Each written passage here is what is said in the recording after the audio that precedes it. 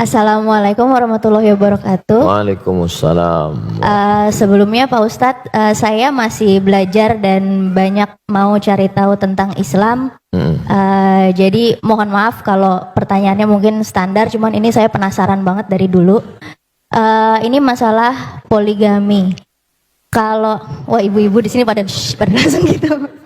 Kalau yang saya tahu, yang saya yakini dari dulu, manusia itu kan diciptakan berpasang-pasangan. Lalu Hawa itu diciptakan dari tulang rusuknya Adam.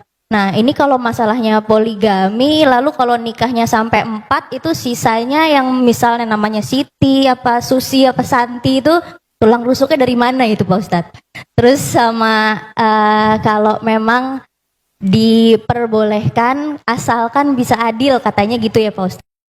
Ini kalau menurut Al-Quran sendiri adil itu tolak ukurnya seperti apa Pak Ustadz? Karena kan kadang-kadang kalau Rasulullah mungkin kita tahu untuk adil pasti bisa, nggak mungkin nggak gitu kan. Tapi kalau suami yang manusia biasa kadang istrinya aja setiap kali ngeliat mukanya istighfar gitu kan, banyak-banyak istighfar. Terus dia mau poligami itu gimana caranya Pak Ustadz ngomongnya? Baik. Makasih Pak Ustadz. Pertama, bahwa hadis tentang khuliqatil mar'atu min dila', perempuan diciptakan dari tulang rusuk, bermakna kiasan. Tulang rusuk melindungi jantung atau jantung melindungi tulang rusuk? Tulang rusuk yang melindungi jantung. Perempuan itu tulang rusuk, laki-laki itu jantung. Maka perempuan yang melindungi laki-laki. Makanya dalam Quran disebut hunna libasul lakum wa antum libasul lahun. Perempuan menjadi pakaian bagi laki-laki, menutupi segala cacat, aib dan kekurangannya. Maka tulang rusuk menjadi pelindung bagi laki-laki. Nah, jadi jangan dipahami tekstual lalu sebelum nikah minta surat catatan dokter berapa yang hilang tulang rusuknya.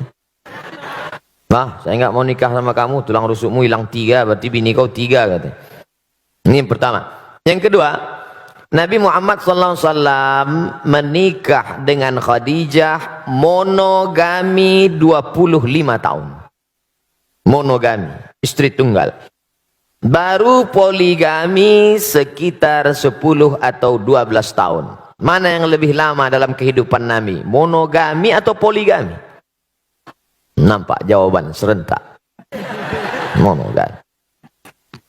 3. Ayat tentang turun. Fankihu ma tabalakum minan nisa'i masna. Nikahilah perempuan 2. Wa thulasa, nikahilah 3. Waruba, nikahilah 4. Ayat itu nyuruh nambah atau mengurangi?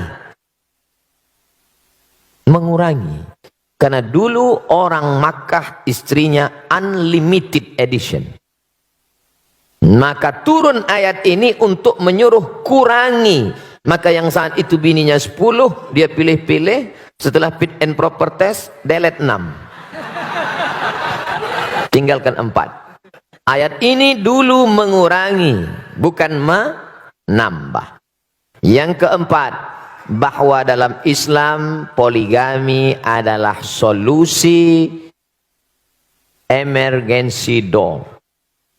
Karena ini kalau tidak dibuka pintu sebelah kiri ini, pesawat akan meledak.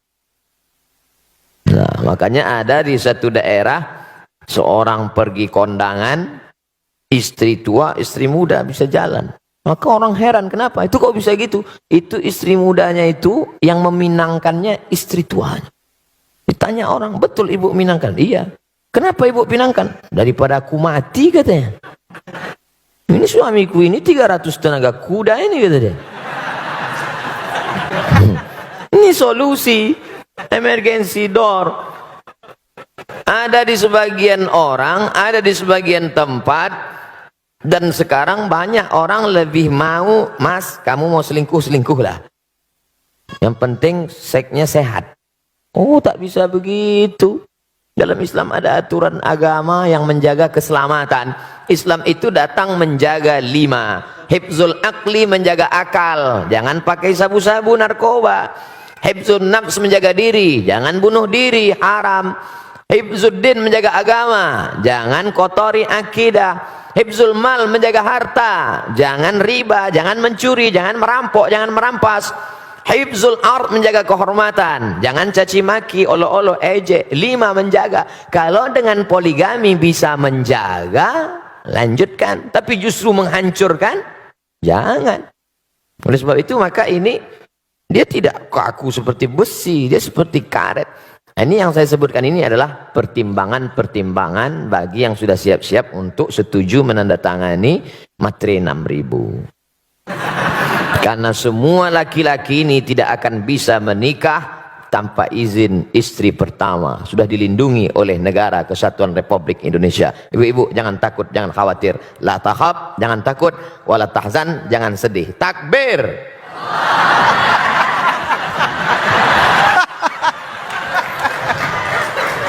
Pas istri saya lihat Ustaz. Alhamdulillah ya, aman ya ibu-ibu ya. Aman. Baiklah, berikutnya kami persilakan Ustaz untuk pertanyaan yang dari kertas. Apa yang dimaksud punuk unta? Sebuah hadis yang diutarakan untuk wanita. Punuk unta salah satu sampel contoh. Tapi banyak hadis lain substansi maknanya adalah, saya sebutkan satu. Ayat Quran bahkan. La yadribna bi arjulihidna. Janganlah memukul kaki ke lantai. Dipakai gelang kaki bergemerincing. Yadribna bi arjulihidna. Dipukulkan kaki ke lantai waktu jalan. Kerincing, kerincing, kerincing, kerincing, kerincing. 1.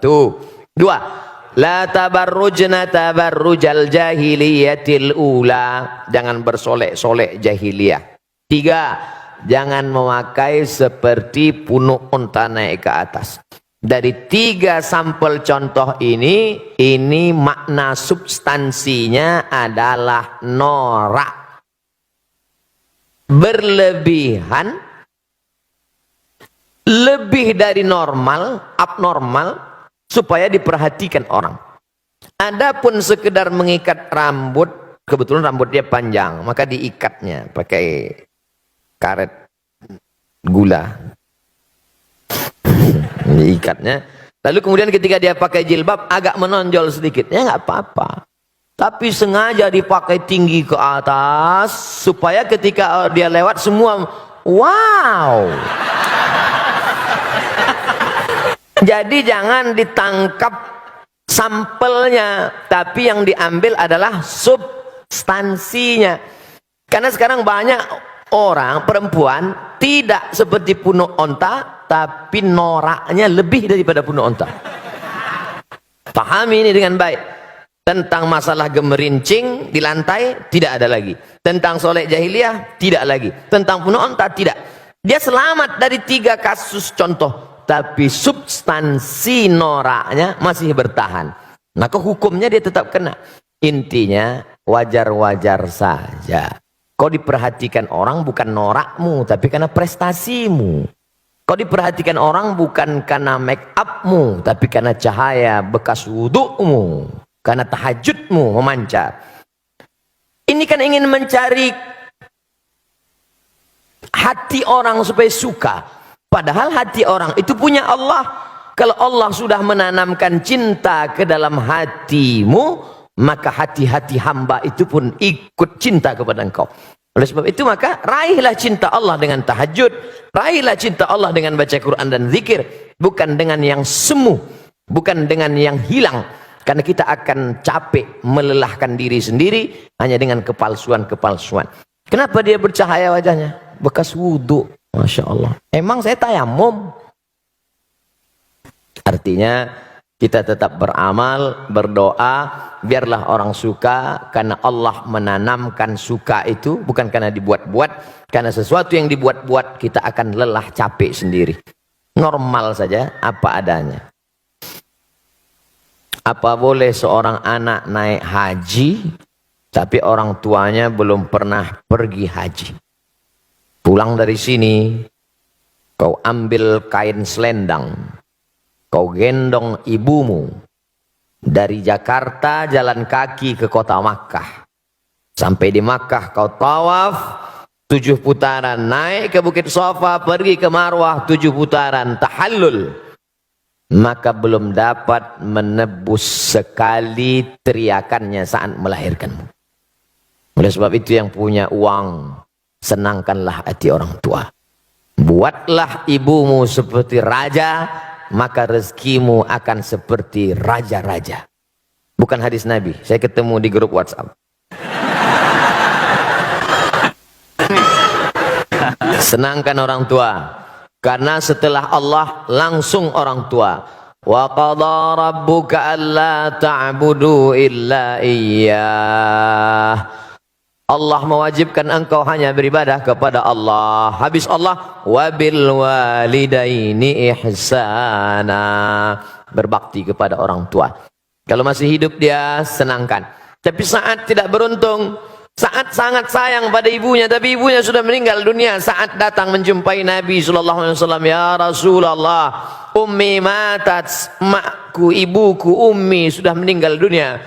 Apa atasaddaqu anha, kalau saya bersedekah pahalanya sampai tidak ke almarhumah? Kata Nabi, tasaddaq, sedekahlah wahai Sa'ad.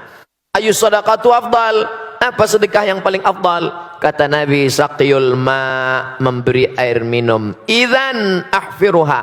Saat itu juga, saat ngobrol dengan Nabi itu, langsung saat pergi menggali sumur, wakafkan untuk almarhumah ibunya. Sudah meninggal dunia. Maka yang masih hidup, esok hari libur, bawakan makanan kesukaannya, belikan pakaian yang paling indah, tunjukkan kertas, mama, sudah kami daftarkan ONH. Alhamdulillah. Tapi baru bayar DP 5%. Doakan supaya rezeki kami halal berkah.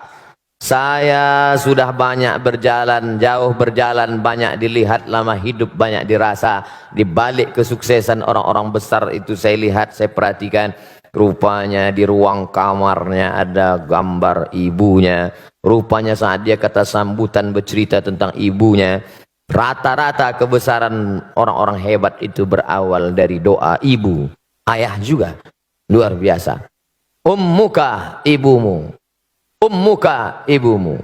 Ummuka ibumu. Saat Nabi ditanya, ayyun nas, man ahaqqun nas bihusni suhbati. Siapa orang yang paling layak mendapatkan baktiku? Ummuka. Setelah itu, abuka, bapakmu.